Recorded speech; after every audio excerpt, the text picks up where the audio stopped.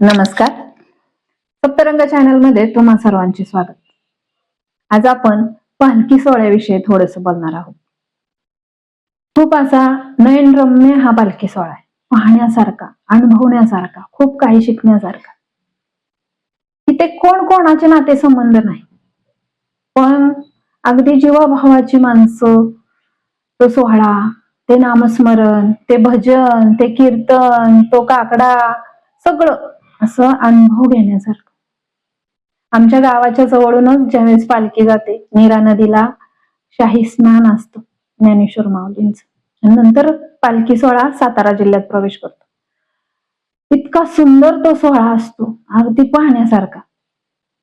आमच्या इकडे पण दिंड्या येतात, मग त्यांचे जेवण, चहा, अंघोळा वगैरे होतात. तर त्यावेळेस त्या महिला असतात, कंटाळत नाहीत, काही नाही. संध्याकाळचे एकमेकीचे पाय म्हटलं तर दाबतात. तिथं कोणाचं वयाचं हे नाही, सगळ्यांना माऊली माऊली माऊली म्हणत असतात. आणि ते संध्याकाळचे एवढे दमून आलेले असतात तरी त्यांचं भजन चाललेलं. आणि ज्यावेळेस जेजुरीत पालखी येते का नाही, त्यावेळेस त्या खंडोबाच्या इथं त्या भंडाऱ्याचं उधळण, तो पण एक सोहळा, म्हणजे सगळाच सोहळा पालखीचा पाहण्यासारखाच आहे, आळंदी ते पंढरपूर. पण मी स्वतः पाहिलेला, जसं जेजुरीत पाहिलेला सोहळा, तो पण खूप छान. ती भंडाऱ्याची झालेली उधळण, तो येळकोट येळकोट जय मल्हार, ती वारकऱ्यांची गडावर चाललेली धावपळ, त्यानंतर वाल्हे गाव सुद्धा खूप छान. अगदी वाल्मिक ऋषींच्या नावावरनं त्यांना त्या गावाला नाव पडले वाल्हे म्हणून. तिथं वाल्मिक ऋषींची समाधी आहे. तुम्हाला माहित नसेल तर, ज्या श्री प्रभू रामचंद्रांचं जन्म येण्याच्या आधीच, म्हणजे त्यांचं पुढचं आयुष्य कसं असेल ह्याविषयी रामायण लिहिणारे ते वाल्मिक ऋषी. आणि ते अगदी आमच्या गावाच्या जवळ, एक 10-15 किलोमीटर आमच्या गावापासून ते गाव आहे वाल्हे नीरा. आणि नीरेला शाही स्नान असतं ज्ञानेश्वर माऊलींचं, ते पण पाहण्यासारखं. त्यावेळेस पण त्या वारकऱ्यांची लगबग असते की त्या वाल्मिक ऋषींच्या मंदिरात जायचं, दर्शन घ्यायचं. हे म्हणजे जिथं जिथं जाताना, वारीत जाताना ज्याच्या गावात ती मंदिरं लागतात देवांची, तिथं तिथं ते दर्शन घेऊन पुढे जातात. ते त्यांचे तंबू ठोकण्याची पद्धत, जेवण्याची शिस्तबद्ध, चालण्याची शिस्तबद्ध. ती तुळस घेतलेली एक महिला, एकीच्या डोक्यावर हंडा पाण्याने भरलेला, त्याला तो हार असतो, विनेकरी, टाळकरी, मृदुंग, त्याचा जर वारीचा वारकऱ्याने जर तुम्ही अभ्यास केला ना, तर खूप साहित्य, खूप म्हणजे बारीक सारीक गोष्टी खूप आहेत, खूप. आणि ते करताना ती लोक आनंदाने करतात. तो त्यांचा आनंद बघण्यासारखा तो उत्साह असतो. आणि ती माऊली त्यांना तेवढी ऊर्जा देते ते करण्याचं. पाऊस असतो, कधी कधी कडक ऊन असतं. गेल्या वर्षी तर खूप कडक ऊन होतं, त्या उन्हात ते चालतात, काही नाही. आणि यंदा तर आधीच चालू झालाय पाऊस. त्या इंद्रायणीला महापूर आलाय. ते पाहून त्या म्हणजे जे वारकरी आहेत त्यांची इच्छा आहे ना, त्या माऊलींचं दर्शन घ्यावं, नंतर पायवारीला सुरुवात करावी. पण आता त्या महापुरामुळे त्यांना घेता येत नाही. शेवटी ते महापूर आलाय, तो दिसतोय, ते सांगतात, तिथूनच माऊलींचं दर्शन आहे. त्यांचीच काय पुढचं असेल, त्यामुळं आता ती लोक त्या पुण्यात यायला सांगितलं त्या वारकऱ्यांना, तिथून प्रस्थान होणार.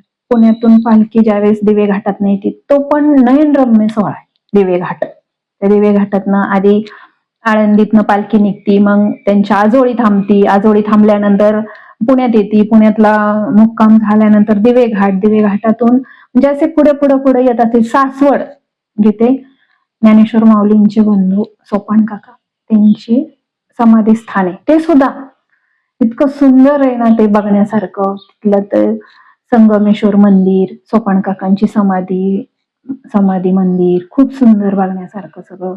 तिथून पुढे येतो तर जेजुरी लागते खंडोबाची. ते झालं की वाल्ह्यात वाल्मिक ऋषींचं सगळं हे होतं. वाल्मिक ऋषींनी जिथं समाधी घेतली ते वाल्हे, जिथं श्री प्रभू रामचंद्रांचं त्यांनी रामायण लिहिलेलं ते वाल्मिक ऋषींनी तिथं समाधी घेतली. त्याच्यानंतर पुढे आले की नीरेत म्हणजे नीरा नदी जातीये. त्या नीरा नदीत ज्ञानेश्वर माऊलींचं म्हणजे शाही स्नान, तो पण एवढा सुंदर सोहळा, तो पण बघण्यासारखा. आणि त्याच्यानंतर माऊली निघती लोणंदमध्ये, म्हणजेच सातारा जिल्ह्यात प्रवेश करते. आणि त्यावेळेस ती सातारा जिल्ह्यातनं निघताना तरडगाव लागतं, तिथं चांदोबाचा लिंब आहे.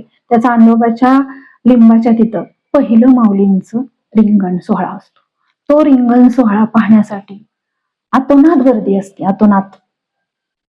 पाहण्यासारखाच रिंगण म्हणजे तो वारीच पाहण्यासारखी आहे की हा सोहळा पाहण्यासारखा आहे तो असं नाही, पण मी जे जे पाहिलंय किंवा मला जे वाटतं ते म्हणजे मी सांगते की तो रिंगण सोहळा तर एवढा की कसं भगवंता, कसं रे हे कसं घडवलंय, कुठून कशी ही लोक वेगवेगळ्या म्हणजे राज्यातनं आलेली म्हणा किंवा महाराष्ट्रातल्या वेगवेगळ्या गावातनं आलेली म्हणा, आणि ही एकत्र येतात, सख्या बहीण भावांसारखी राहतात, एवढं सगळं करतात की हा सोहळा आपलाच आहे. ही ज्ञानेश्वर माऊली म्हणजे आपलंच, म्हणजे असं वेगळं काहीच तिथं वाटत नाही. ही दिंडी वेगळी, हे काय वेगळं काही नाही.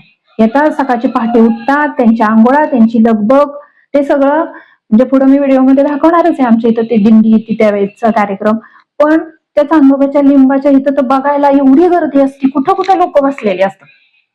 कोण इमारतीवर बसते, कोण झाडांवरती चढलेलं असतं, कडेने पोलीस बंदोबस्त असतो, ते अश्व किती छान. आणि मग पालखी तरडगावमध्ये येते. तरडगावमध्ये आल्यानंतर चांदोबाचा लिंब, तो उभं रिंगण एवढं सुंदर, एवढं छान पाहण्यासारखं ना, खूप छान. असं वाटतं ना की खरंच वारी करावी. काही कारणास्तव मला तर नाही जमली, पण वाटतं करावी.